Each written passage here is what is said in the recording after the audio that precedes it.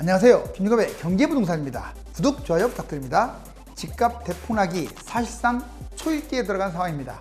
2007년 미국발 금융위기를 정확하게 예견했던 유명한 석학 조지 매그너스는 미국을 비롯한 글로벌 유동성 잔치로 경제위기가 터질 것으로 보고 있습니다. 서울부동산은 8년간 두세 배 거품 폭등한 것도 그렇고 다른 나라에 비해서 GDP 대비 집값이 지나치게 높다는 것도 그렇습니다. 무엇보다도 인플레이션에 따른 급격한 금리 인상이 현실화되고 있습니다. 상담 안내는 02-501-7554, 유료 상담은 010-3999-8808입니다. 전화 주십시오. 로켓 발사를 쭉 했네요. 근데 올라가기만 할까요? 많이 올라가면 결국은 이게 추락을 하는 거예요.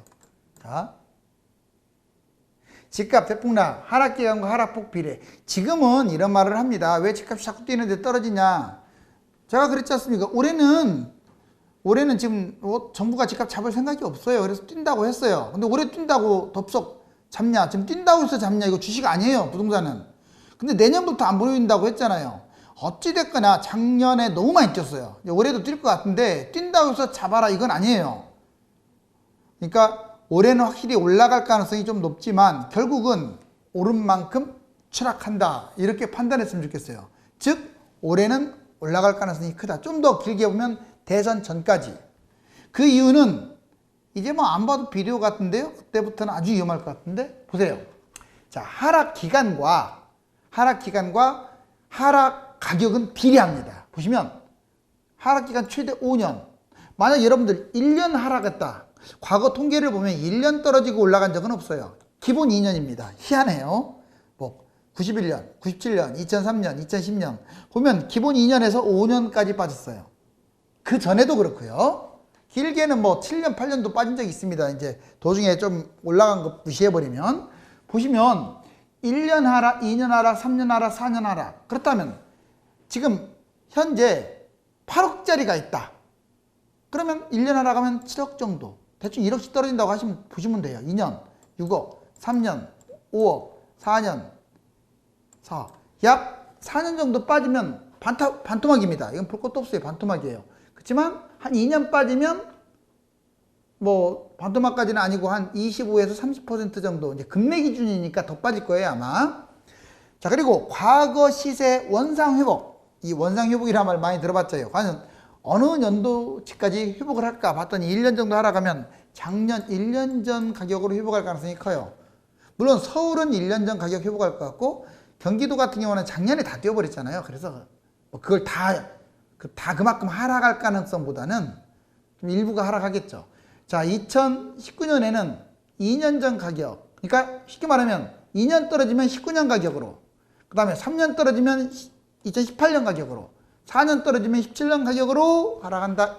이 말씀을 드리는 거예요. 즉 여기서 포인트는 하락 기간과 하락 금액 그리고 언제 시세까지 떨어지느냐 이게 결정된다 이겁니다. 지금 예측으로는 2년에서 5년 하락. 자, 그렇다면 아파트, 단독, 빌라 이 집값의 폭등 나가고 황금성을 한번 따져보자고요. 보면 아파트 500세대 이상 얘는 4억. 잘 뭐라 그럴까?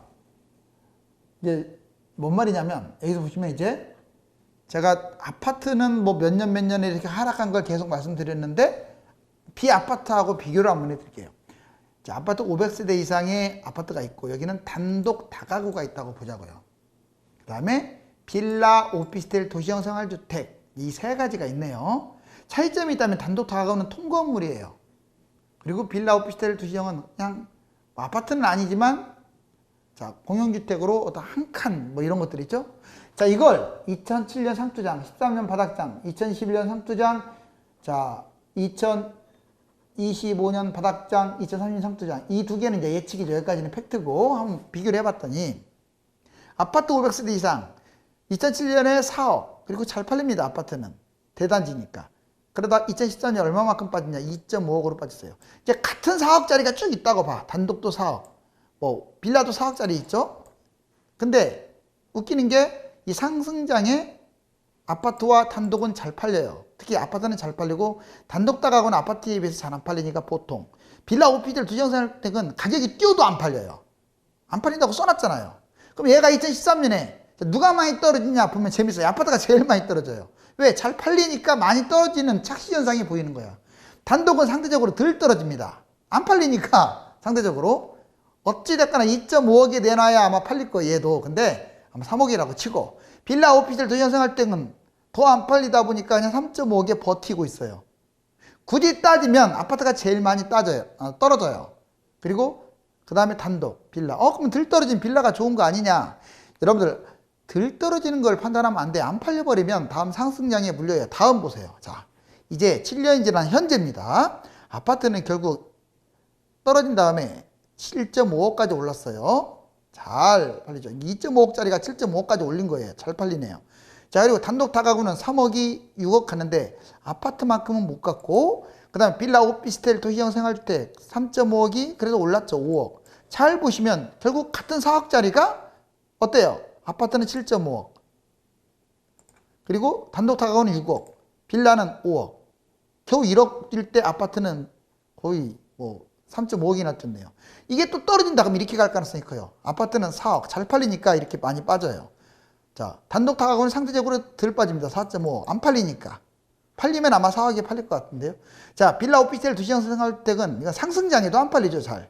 아무튼 안 팔립니다. 근데 4억.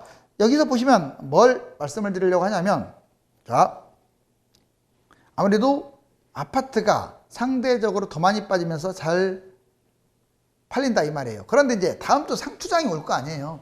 그럼 예상 코스라면 이만큼 7.5억이 4억이 빠졌으니까 11억까지 갈 가능성이 커요. 잘 팔리네요. 그리고 단독 다가구는 한 8억. 오르긴 올라요. 4.5억에서 8억 갔으니까. 근데 보통. 근데 빌라 오피스텔은 겨우 뛴다는 게 1, 2억, 거의 2억 정도 뛰었다고 보고. 자, 결론적으로 내려봅시다. 2007년에 같은 4억에서 출발해가지고, 자, 떨어졌다 올라갔다 하는 상황을 거쳐서 2030년 예측이지만 11억, 8억, 6억으로, 자, 어떻습니까? 아파트가 압도적으로 많이 가죠. 또 잘 팔리고, 상승장에도 잘 팔리고 하락장에도 잘 팔리는 것은 대단지 아파트예요. 물론 아파트라고 다 잘 팔리는 건 아니에요. 그렇지만 단독 다가구 빌라 도시형 오피스텔에 비해서 훨씬 잘 팔려요. 얘들은 상승장에도 안 팔리고 금액도 덜 뛰잖아요. 자, 이거 정말 중요합니다. 여기까지 빅데이터 결과, 이건 사실이고 뒤에는 빅데이터 결과예요. 자, 이번에 부동산 매수자와 매도자 실수. 자, 이거 별표 한번 칠게요. 이제는 실수는 더 이상 하지 마세요. 자, 여러분들이 고민하는 거, 잠 못 자고 고민하는 거 다 나와 있어요. 볼까요? 먼저 매수자 실수. 이전 가격보다 올랐다고 매수를 안 합니다. 그렇잖아요. 내가 본 가격보다 오르면 왠지 사기가 싫어지는 거야. 잘 보세요.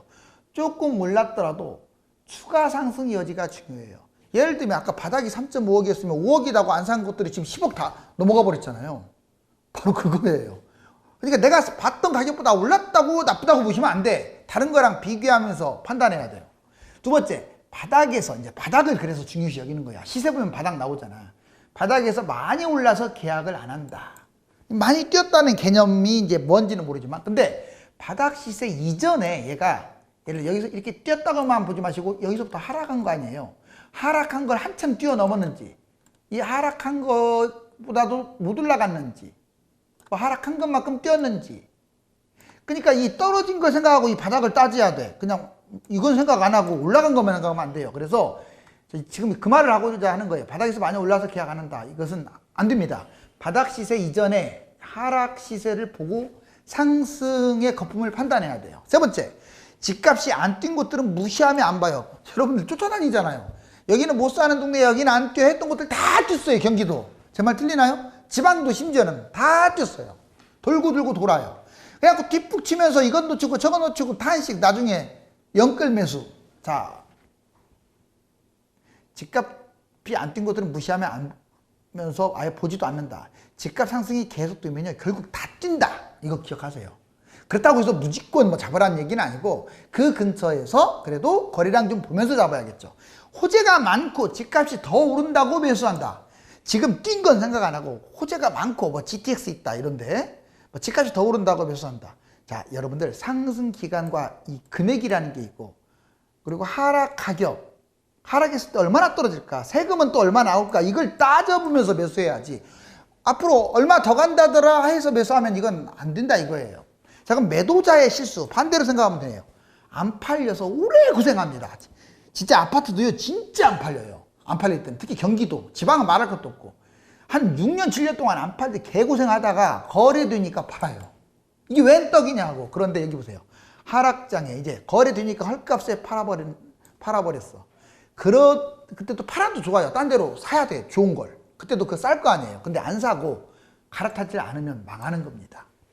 팔고 끝나버리면, 거래됐다고 끝나버리면 내가 팔았던 금액이 4억이라면 7억으로 다 날아가 버리죠. 그 다음에 두 번째, 집값이 많이 올랐다고 매도해요. 이 많이 올랐다는 개념을 잘 알아야 돼요. 제가 올해는, 제목은 폭락으로 쳤지만 올해는 올라갈 가능성이 높다고 하잖아요. 그러면 지금 왜 팔아요? 좀 기다렸다 팔아야지. 본인이 그냥 꼭지라고 생각하고 파는 거야. 바닥 시세 이전에 하락 시세와 상승폭도 점검을 하면서 꼭지를 판단하라고요. 근데 이게 많이 올랐다 개념만 볼 게 아니라 떨어지겠다 올라간 거니까 앞으로 더 올라갈 여지가 있는지 이런 걸 보라고요. 손해만 보다가 본전에 도달하니까 팔아. 마음껏 신나네 갖고 이제 손해보고 거래도 안 돼요. 그러다가 어느 날 갑자기 팔라고 이게 전화가 왔어. 부동산에서. 이게 웬 떡이냐고 팔았어. 근데 보통은 이렇게 자기 본전치기에서 신고가 찍고 가잖아. 보통은. 자, 상승장의 본전 회복의 신고가를 생각 못한 거야. 그래서 거래가 내가 안 팔렸던 게 갑자기 거래가 되네. 무슨 일일까 하고 지켜봐야 돼요. 지표 상승 중인데 팔아버리고 폭락만 기다려요. 아, 이제 폭락장 대폭락장 온다고 했으니까 팔아야겠지 하면서 이거 그냥 덥석 그냥 팔아. 지금 작년에 팔았던 사람들 더 올랐잖아요. 지작년에 팔았던 사람 더 올랐잖아요. 파는 건 신중해야 돼요. 파는 것은 더 신중해야 돼요. 사는 것은 뭐 솔직히 뭐라 그럴까, 비과세도 따지하고 세금도 따지하는데 파는 것은 지금 비과세 시점이기 때문에 잘 팔면 되는 거야. 지표 상승 기대 팔고 그냥 추가 상승 기대 아파트를 불안해가지고 그냥 너무 많이 뛰었다고 판다? 아닌 것 같아요. 자, 조지 매그너스 미국발 경제위기 2차 대전 이후에 돈 최고로 풀렸다고 얘기했죠. 통화 증가 속도 역사상 가장 빠르다. 지금 이 사람이요 미국발 금융위기를 예측한 사람이에요.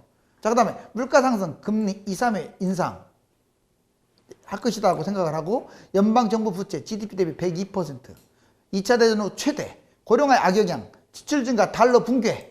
자, 민스키 모먼트 경고, 2007년 미 금융위기를 적중시킨 사람이죠. 아무튼 이 사람이 나섰다는 것은 상당히, 또 이 사람만이 아니에요. 지금 계속 금융위기 또는 집값거품 또는 증시거품, 유동성 이 문제를 계속 거론하고 있습니다. 부동산 얼마나 위험한가 볼래요? 여기 예전에 2007, 8, 9 고평가 때 보세요. 정말 빨갛네요. 근데 이렇게 저평가되다가 또 이렇게 쭉 올라갔죠. 지금이 더 높죠. 이렇게 얼마나 위험합니까? 여기 보시면 이제 물가 상승률, 파란 선이에요. 물가 상승률. 이 빨간색은 올랐다 떨어졌다 하지만 아파트 여기까지 갔네요. 자, 물가 상승률하고 비교도 안 되죠. 물가 상승률보다 아파트가 무조건 많이 뛰어야 한다 이런 법칙 없어요. 원래는 같이 가는 거예요. 근데 너무 거품이 심한 거야, 우리나라가 지금. 여기 고평가 기준으로 나왔네요. 이렇게 줄어들다가 오히려 저평가됐다가 빨간색이 쭉 내려오고 있죠. 지금 최고로 위험한 선이네요. 자, 이거 브릿지라고 아주 유명한데 엘리엇이라는 사람이 한 건데 보실래요?